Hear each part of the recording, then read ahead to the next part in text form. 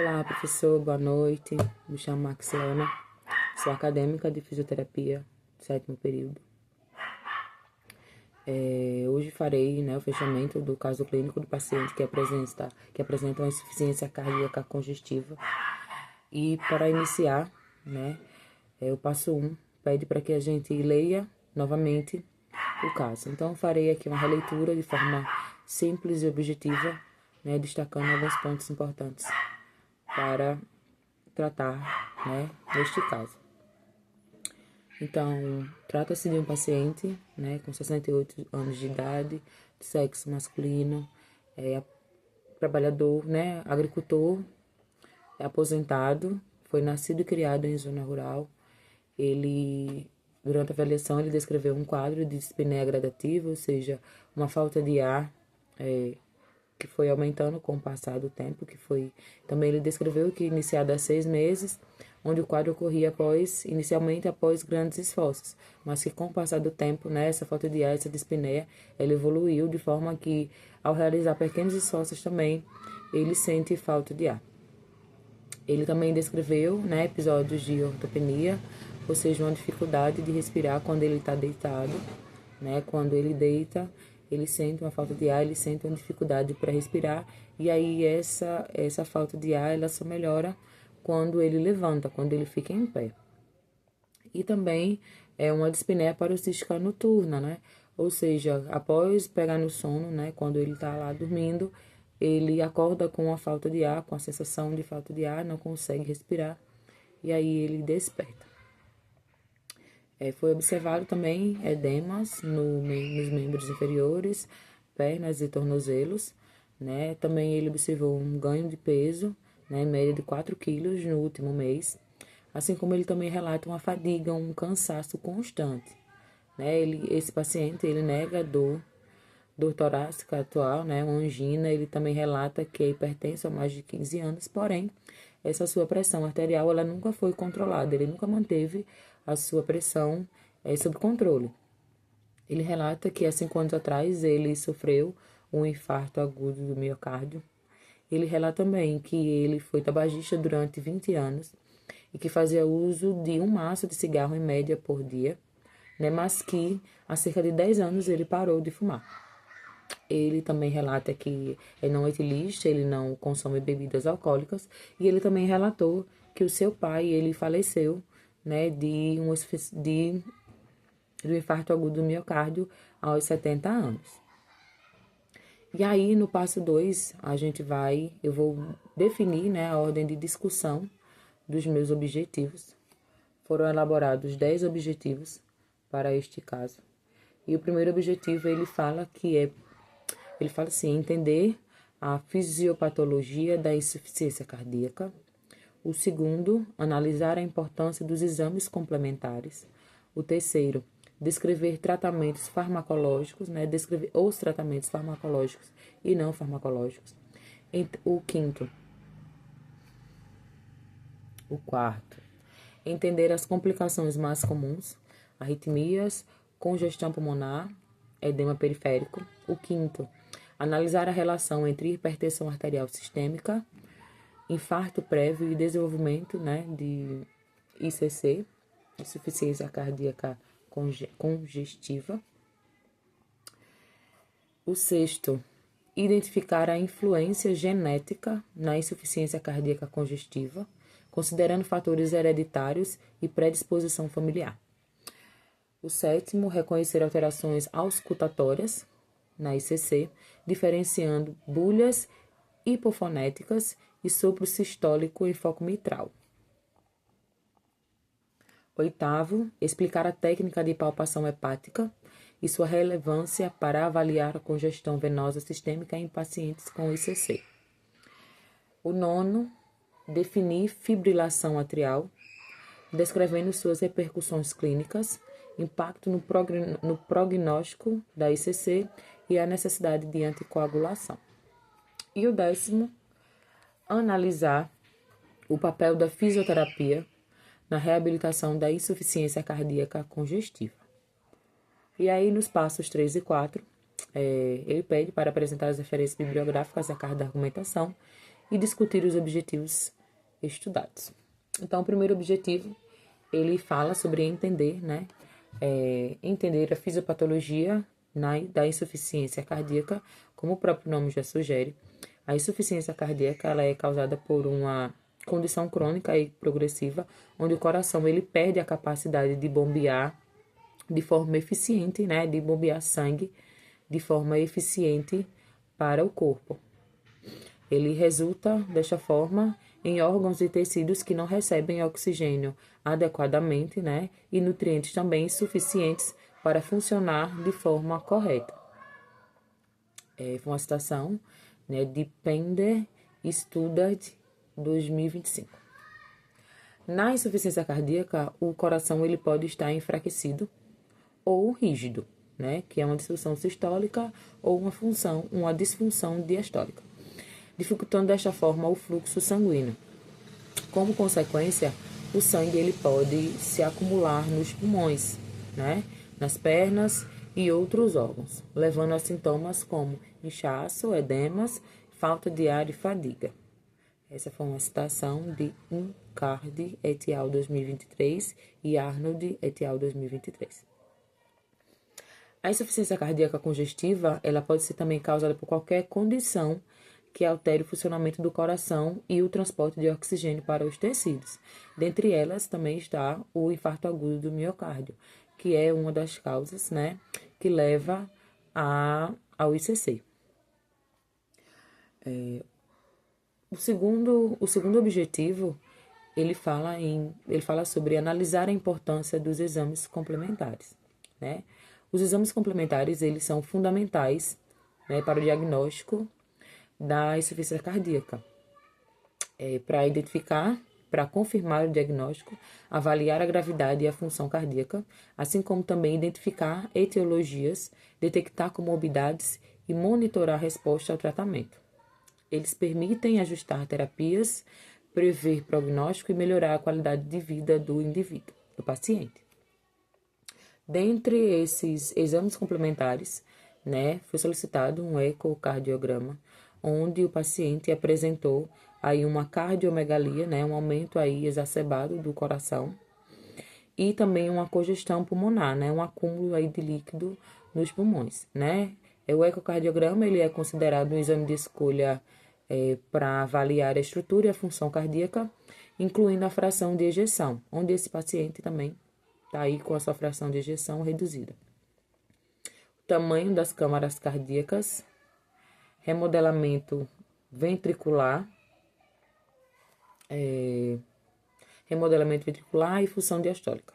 Em pacientes com insuficiência cardíaca, uma fração de ejeção reduzida é um marcador de disfunção sistólica, enquanto a dilatação do átrio esquerdo ela pode refletir uma sobrecarga de pressão ou volume crônico, predispondo a arritmias e um pior prognóstico. É uma citação de Pender Student 2025. O eletrocardiograma, também, foi um exame complementar, o ECG, ele permite identificar o ritmo cardíaco, evidenciar a presença de fibrilação atrial, detectar eventos isquêmicos prévios, sobrecarga ventricular, bloqueios de ramo e outras alterações que influenciam a hemodinâmica e o manejo da IC, da insuficiência cardíaca. Isso foi uma citação da Sociedade Europeia de Cardiologia 2021. Um outro exame complementar também solicitado, né, que o paciente realizou foi uma radiografia, né, um raio-x de tórax. Né, esse exame ele é importante para avaliar, né, a cardiomegalia, né, o aumento aí exacerbado do coração, a congestão pulmonar, o acúmulo de líquido, né, uma pressão venosa pulmonar aumentada, um derrame pleural, padrões pulmonares sugerindo edema alveolar ou intersticial, adjuvante no diagnóstico diferencial das causas de dispneia, né, da falta de ar. Proporciona, né, o raio-x, ele vai proporcionar uma visão rápida da congestão pulmonar e do tamanho do coração, né, dessa cardiomegalia. É uma citação de Guideline 2022. Os biomarcadores, né, peptídico, natriurético cerebral, né, o BNP, eles elevam-se em resposta ao estiramento das paredes cardíacas e aumento das pressões intracardíacas, né? Níveis elevados são muito úteis no diagnóstico de IC para distinguir uma dispneia de causa cardíaca de outras causas pulmonares ou metabólicas. Também são usados para a estratificação de risco e prognóstico. É uma citação do Guia ESC 2021. O próximo exame complementar, o terceiro objetivo foi descrever os tratamentos farmacológicos e não farmacológicos, né? Dentro dos tratamentos, né? O tratamento da insuficiência cardíaca, ela engloba estratégias farmacológicas como diuréticos, beta-bloqueadores, inibidores da enzima conversora de angiotensina, IECA, ou bloqueadores dos receptores de angiotensina, BRA, e os inibidores de SGLT2. E não farmacológicas, que incluem a restrição, né, de sódio e fluidos, a atividade física regular, a cessação, né, do tabagismo e a vacinação. Uma citação de HFSA 2022, EMD-CER 2025. A terapia é personalizada para cada paciente, visando reduzir a mortalidade, hospitalizações e melhorar a qualidade de vida. Reed et al. 2015. Dentre esses tratamentos, temos o tratamento farmacológico, né? Que é feito através de medicações, né? E aí, para este paciente, ele está fazendo uso, por exemplo, da furosemida, né? Que ela age como um potente diurético, inibindo o cotransportador sódio-potássio cloreto, o NKCC2, o que reduz a reabsorção de sódio e cloreto e aumenta a excreção urinária de sal e água. Esse mecanismo ele leva à natriurese e à diurese, resultando na redução da sobrecarga de fluidos e da pressão arterial, tá? Ou seja, né, a furosemida ela vai auxiliar aí como um diurético potente, né, fazendo com que o indivíduo, o paciente, ele libere mais aí a sua urina, né? Tem essa maior função diurética para evitar o acúmulo de líquido, né? O maior acúmulo de líquido no corpo, assim como também vai auxiliar, né, na regulação da pressão arterial. Foi uma citação de ERT.org, ERT.org 2025. O enalapril, né, que é um ISA, que atua suprimindo o sistema renina-angiotensina-aldosterona, SRA, reduzindo a vasoconstrição, a retenção do sódio e água e remodelamento cardíaco adverso. Ou seja, o enalapril ele vai suprimir o sistema renina-angiotensina-aldosterona, vai diminuir aí, vai reduzir a vasoconstrição, né? A retenção do sódio e da água, né? Desses fluidos e vai auxiliar no remodelamento cardíaco. Uma citação de Reed et al. 2015.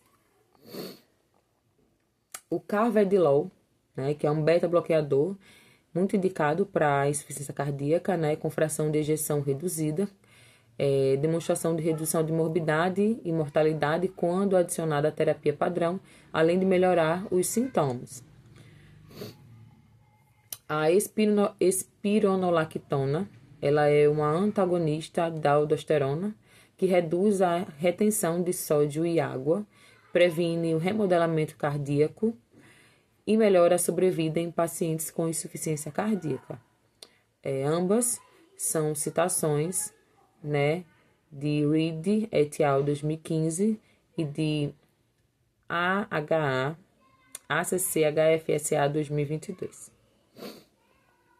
E o último, né, o último medicamento, o último suporte farmacológico usado por esse paciente é a varfarina, né, que ela é utilizada principalmente em pacientes com fibrilação atrial ou risco de eventos tromboembólicos. Entretanto, ele não é universalmente recomendado em todos os casos de insuficiência cardíaca, sem indicação específica de anticoagulação. Uma citação de Reed et al., 2015. E no tratamento não farmacológico, né, é orientado uma dieta, né, uma restrição aí de sal e de líquidos, com o monitoramento do peso corporal diariamente, o que é fundamental para evitar uma exacerbação. Atividade física, né, um acompanhamento, uma reabilitação cardíaca, o exercício moderado, regular, também melhora a capacidade funcional, os sintomas e a qualidade de vida deste indivíduo. E no último, tratamento não farmacológico, a gente tem aí a cessação do tabagismo, né?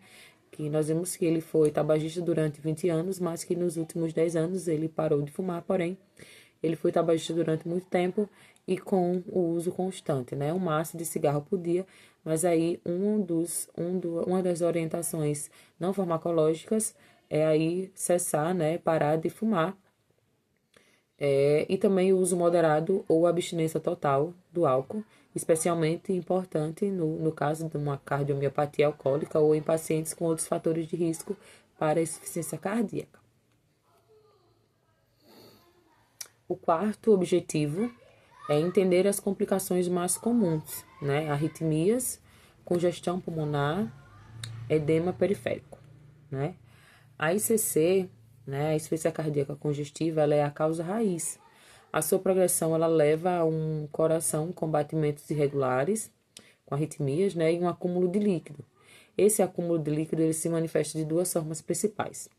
Nos pulmões, que é uma congestão pulmonar, causando falta de ar, e nas extremidades do corpo, que é o edema periférico, né? Então,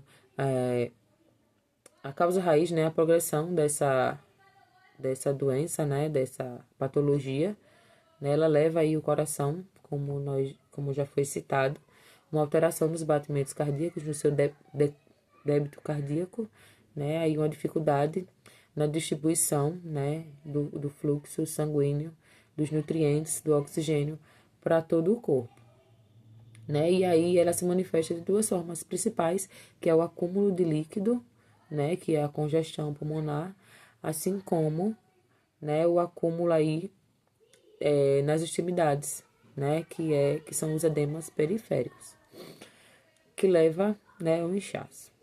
As complicações mais comuns da insuficiência cardíaca incluem as arritmias, como a fibrilação atrial, que reduzem o débito cardíaco e aumentam o risco de eventos tromboembólicos.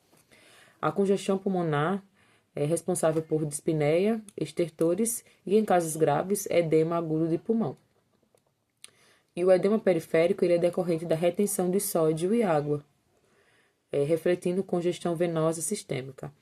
Esses eventos eles estão associados à piora clínica, uma maior taxa de hospitalização e o aumento na mortalidade, né, dos pacientes com insuficiência cardíaca congestiva. Essa citação foi de McDonald et al. 2021 e Hendrick et al. 2022. O quinto objetivo diz o seguinte: analisar a relação entre hipertensão arterial sistêmica, infarto prévio e desenvolvimento do ICC. A hipertensão arterial sistêmica, HAS, e o infarto prévio ao ataque cardíaco são fatores de risco que contribuem para a insuficiência cardíaca congestiva, através de mecanismos distintos, mas que estão correlacionados, né? Estão relacionados entre si. A hipertensão arterial sistêmica, ela força o coração a trabalhar mais, levando a um espessamento e endurecimento do músculo cardíaco, uma hipertrofia ventricular esquerda, e promovendo uma rigidez miocárdica, uma rigidez aí do músculo cardíaco. Já o infarto, ele causa a morte do músculo cardíaco, ou seja, ele causa uma necrose, né?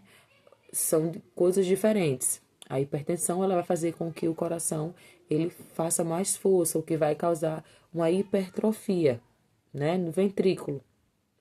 um enrijecimento, um endurecimento do músculo cardíaco, né? E o que promove também, o que leva aí a uma rigidez do miocárdio, né? Da musculatura.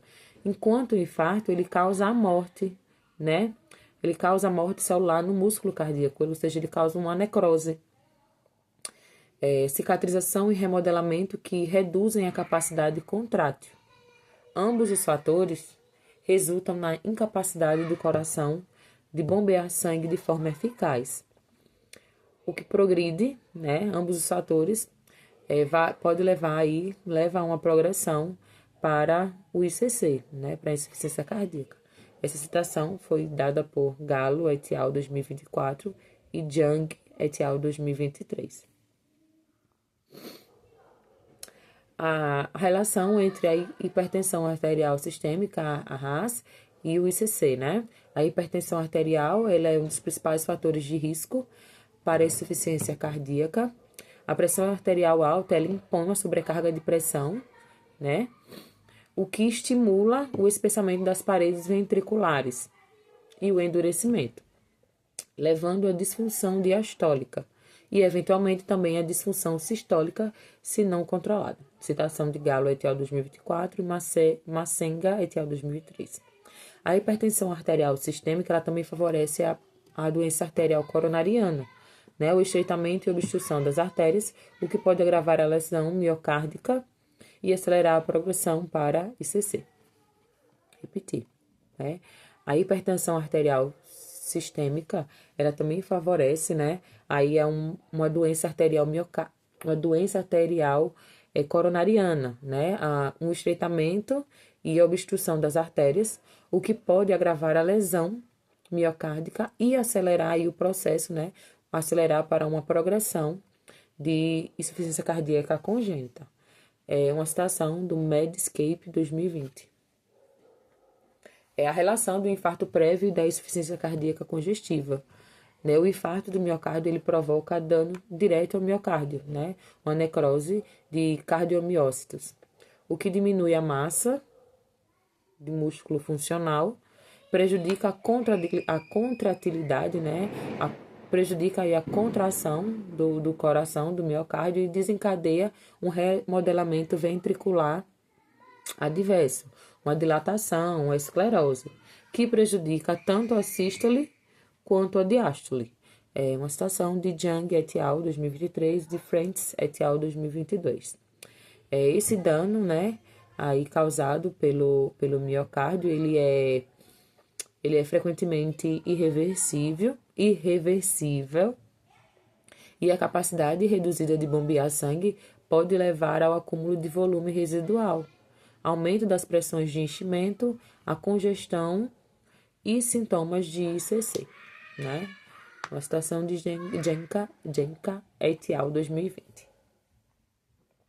Ou seja, de acordo com Jenka et al. 2020, esse dano, né, causado pelo infarto, ele frequentemente é irreversível, né? O que reduz a capacidade de bombear sangue, né, levando aí a um acúmulo de volume volume residual, e também um aumento das pressões de enchimento, congestão e sintomas de ICC. E aí a relação entre esses fatores, né, uma interligação entre esses fatores.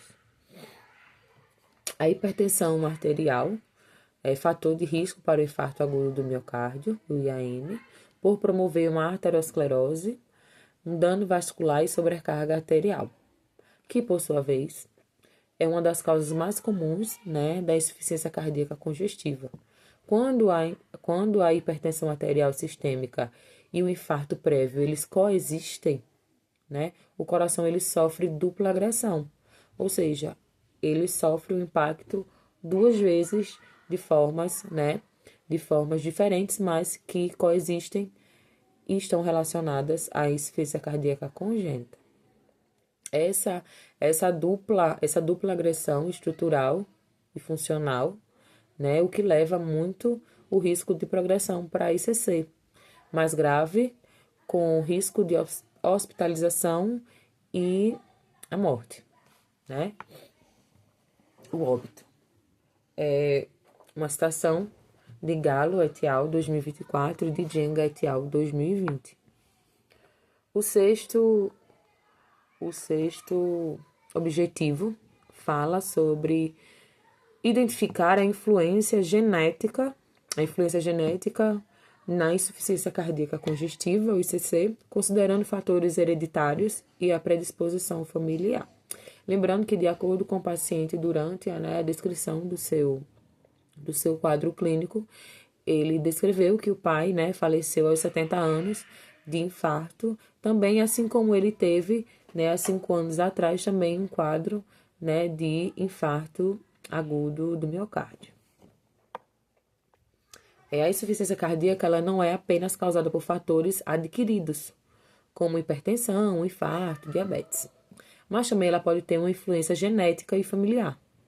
Estudos populacionais mostram que filhos de pais biológicos com insuficiência cardíaca têm até 45% mais chance, de risco de desenvolver essa doença, no caso, mesmo quando criados com outra família ou em outra família.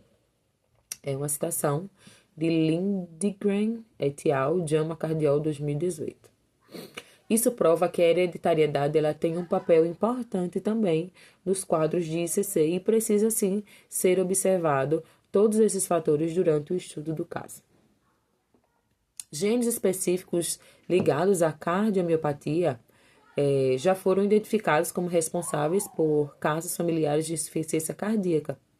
Essas alterações elas podem ser herdadas e aumentar aí o risco do coração perder a força de bombeamento, Ter aí essa insuficiência, o coração vai ter essa dificuldade de bombear, De trabalhar de forma correta, também está relacionado aí a fatores hereditários, a fatores genéticos, familiares. Essa é uma citação de Chan et al. 2020. Além disso, existem muitas variantes genéticas comuns, cada uma com um pequeno efeito, mas que somadas aumentam a predisposição familiar para a ICC. É por isso que algumas famílias ela têm maior incidência de casos, mesmo sem uma mutação específica, Mesmo sem uma mutação rara específica, elas têm, uma incidência maior no número de casos familiares, de pessoas que sofrem de ICC. Uma citação de Levan et al. 2022.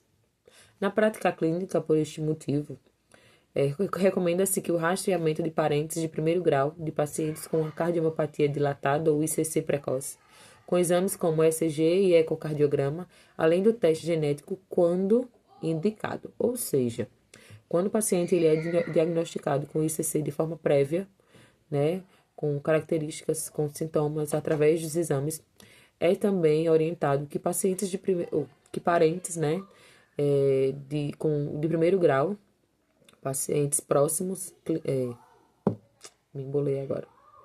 É indicado que parentes próximos, de primeiro grau, pai, mãe, irmão, também realizem exames como ecocardiograma e eletrocardiograma para ser observado, aí essa incidência, dessa insuficiência cardíaca. E, às vezes, se necessário, também um teste genético. Uma citação de Hendrick et al. E Guidelines 2022. A influência genética na ICC, ela ocorre de duas formas principais. A primeira forma, ela se dá pela mutação rara e hereditária, que pode causar uma cardiomiopatia familiar. E a segunda forma é uma predisposição poligenética, predisposição poligênica, em que várias pequenas alterações genéticas somadas, elas aumentam o risco em famílias. Desta forma, a gente consegue explicar, por que ter histórico familiar de ICC, de insuficiência cardíaca congestiva, ela aumenta a chance de desenvolver a doença. E por que é importante também investigar esses parentes próximos. O sétimo objetivo, ele fala sobre reconhecer alterações auscultatórias, na ICC, diferenciando bolhas hipofonéticas e sopro sistólico em foco mitral. As bolhas hipofonéticas, né, que são aqueles sons mais abafados, e ritmo irregular, juntamente com o sopro sistólico em foco mitral, eles sugerem uma insuficiência mitral, uma condição onde a válvula mitral ela não fecha corretamente durante a contração do coração, permitindo o refluxo, né, o retorno do sangue. Né? Essa citação ela foi encontrada no MSD Manual de 2023 e no The Valve Club 2022. A bolha hipofonética ela pode indicar uma redução do impacto de uma das bolhas, né, B1 e B2, né, dos sons cardíacos, devido à disfunção valvar ou do ventrículo. E o ritmo irregular pode ser consequência do impacto hemodinâmico. As bolhas, né, hipofonéticas são os sons de coração, B1 e B2, que parecem mais fracos ou abafados. Né, MSD Manual de 2003. Ritmo irregular. O ritmo irregular, ele é a frequência ou a cadência dos batimentos cardíacos quando eles não apresentam, né, eles não aparecem de maneira uniforme. O sopro sistólico é um assobio ou um chiado, né, um som de chiado, assobio durante a ausculta, que quando ocorre durante a sístole, né, quando o coração ele contrai, né, durante a contração do coração, ocorre aí esse som de assobio, de chiado, durante a ausculta.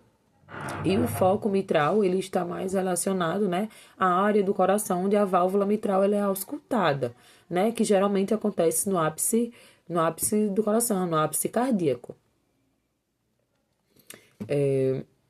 O oitavo objetivo, né, é explicar a técnica de palpação hepática e sua relevância para avaliar a congestão venosa sistêmica em pacientes com insuficiência cardíaca congestiva. A técnica de palpação hepática, ela avalia o tamanho, a consistência, a superfície, a borda e a sensibilidade do fígado, né? A palpação, a técnica de palpação, ela tem esse objetivo, né? De avaliar o tamanho, a consistência, a superfície, a borda e a sensibilidade do fígado do paciente, né? Quando a gente fala do fígado do paciente palpável a 4 centímetros do rebordo do costal, ele identifica, né? Ele fala, está relacionado aí a um sinal de hepatomegalia, né? Ou seja, um fígado aumentado. Né, onde pacientes com insuficiência cardíaca congestiva, ele indica uma hepatopatia congestiva. Isso ocorre devido ao aumento da pressão venosa central na insuficiência cardíaca congestiva direita, que causa uma congestão e acúmulo de sangue no fígado, né, levando aí a sua distensão, levando ao seu aumento. Ou seja, esse acúmulo de sangue, né, a partir desse aumento dessa pressão, né, ela faz com que o fígado ele tenha um aumento de acúmulo de sangue, o que leva, né, à sua distensão e, por vezes, a alterações que podem evoluir para uma cirrose cardíaca. Conceituando a hepatomegalia, né, o fígado normalmente não palpável em exames de rotina, ele está maior do que o normal. Então, é caracterizado como uma hepatomegalia quando, né, identificado através da palpação, né, que o fígado ele apresenta um tamanho maior, né, do que o normal, e aí caracteriza-se como uma hepatomegalia. A insuficiência cardíaca congestiva, a ICC, ela pode afetar o fígado devido ao acúmulo de sangue, o que é um dos sinais da doença. E a hepatopatia congestiva, ela é o termo utilizado para definir a congestão de sangue no fígado causado pela ICC. Ou seja, né, a hepatopatia congestiva é uma junção aí da hepatomegalia, né, que é esse aumento que é causado por esse acúmulo de sangue no fígado, e aí ele se torna palpável, né, quando normalmente não deveria ser. E também a insuficiência cardíaca, ela afeta o fígado, fazendo com que ele tenha, né, um acúmulo maior de sangue, causando a sua distensão, tornando o seu tamanho maior que o normal. E aí esse termo hepatopatia congestiva, ele é utilizado para definir essa congestão de sangue no fígado causado pela ICC. O oitavo objetivo é definir a fibrilação atrial, descrevendo suas repercussões clínicas, o impacto no prognóstico da ICC e a necessidade de anticoagulação. A fibrilação atrial, né, a fibrilação atrial, AFA, ela é uma arritmia sustentada, mas comum, né? Ela é caracterizada por uma atividade elétrica desorganizada dos átrios, levando ritmo irregular e perda de contração atrial efetiva. Ou seja, né, a fibrilação, né, ela tem aí essa alteração, né? Ela é uma arritmia sustentada, muito comum, né? Ela é comum de se aparecer em casos também de ICC, não vou dizer somente em casos, mas em casos também de ICC, ela aparece. Né? Ela é caracterizada por atividades elétricas desorganizadas, ela não segue uma frequência, né, nos átrios, e ela leva a um ritmo irregular e a perda de contração atrial efetiva, né? O átrio ele não contrai corretamente. É uma citação de Hendricks et al. E O'Hert J. 2021. Clinicamente, ela provoca palpitações, dispneia, fadiga, além de reduzir o enchimento ventricular e o débito cardíaco, né? Ou seja, o ventrículo ele não enche corretamente, assim como o seu débito cardíaco ele diminui, né? O que agrava a insuficiência cardíaca congestiva. A presença de fibrilação atrial em pacientes com ICC, com insuficiência cardíaca, está associada a pior prognóstico, com maior risco de hospitalização e óbito, né, e mortalidade. É uma citação de Wanter et al. E Lancet, 2019.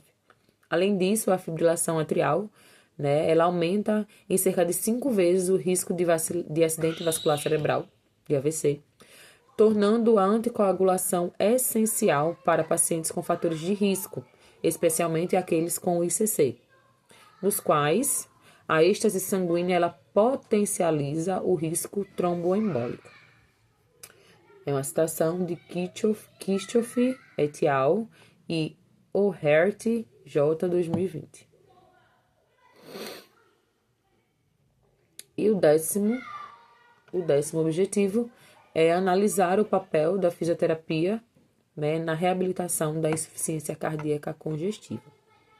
Né, na insuficiência cardíaca congestiva, a fisioterapia ela vai ter um papel crucial, principalmente com a fisioterapia respiratória, na reabilitação, né, cardiorrespiratória aí desse indivíduo, né?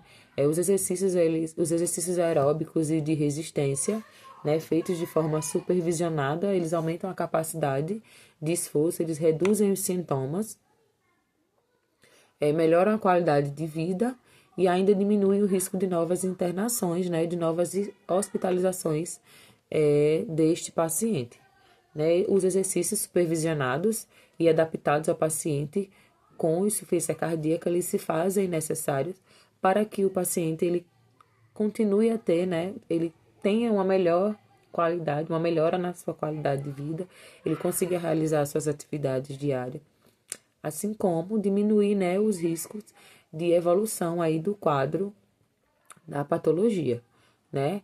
Ela apresenta benefícios centrais e periféricos, ela reduz a mortalidade, a morbidade e as hospitalizações, além de melhorar a capacidade funcional, a força muscular, a qualidade de vida e o prognóstico clínico, né? Essas orientações elas foram retiradas do artigo A Reabilitação Cardíaca Baseada em Exercícios, Melhor Capacidade Física, de Taylor et al. 2021. Né? E aí, então, eu encerro aqui, né, os meus objetivos. E aí, eu vou para o último passo, que é o feedback, né, em relação ao caso, né? Tem algumas pendências, né? Então, em relação ao caso, eu achei o caso, do meu ponto de vista, aluna, estudante de fisioterapia, um caso complexo, que necessita, né, de bastante atenção, bastante cuidado, precisa ser avaliado, né, todo o contexto histórico do paciente, do círculo familiar, do círculo social, né? A região onde ele vive, o trabalho que ele realiza, o tempo, né? O tempo de, como eu posso dizer, do vício, né? O tempo do tabagismo, os fatores genéticos também precisam ser vistos de forma minuciosa. O acompanhamento desse paciente também precisa ser cauteloso, né? Então, é um paciente que precisa de um acompanhamento periódico, então ele precisa ser acompanhado de forma periódica, né? Tanto aí para melhora do seu quadro, né? Do inchaço, né? Das suas dispneias, tanto as dispneias paroxísticas quanto a ortopneia. Então, ele também precisa de orientação, né? Então, eu acredito que o papel do fisioterapeuta, né? Esse caso não é um caso isolado para a fisioterapia, ele é um caso multidisciplinar, então é um conjunto de o conjunto da obra, né, que vai fazer com que esse paciente ele apresente uma melhora no seu quadro clínico, né? Mas a fisioterapia ela é muito importante porque esse paciente ele precisa ir também de uma expansão pulmonar, ele precisa de uma melhora, né, das suas funções cardiorrespiratórias, ele precisa também melhorar a sua musculatura, né, para a respiração, para o controle da pressão arterial, ele precisa realizar exercícios constantes, né? Ele também, assim como ele precisa da fisioterapia, né, para ter uma melhora na sua qualidade de vida, uma melhora dos resultados do seu quadro clínico. Ele precisa também, né, ter consciência do uso correto da medicação. A gente vê que se trata de um paciente já com idade avançada, 68 anos, cientificamente disse que a insuficiência cardíaca congestiva ela tem maior incidência em homens, né, no sexo masculino a partir de 65 anos, e aí esse paciente não é só a insuficiência cardíaca que afeta, né, a sua vida aí, o seu quadro, né, de patológico, ele tem aí já também um quadro de infarto, ele tem uma pressão arterial descontrolada, né? Então, tantas outras coisas também afetam aí a vida deste indivíduo. E é isso, professor. Boa noite. Obrigado pela atenção.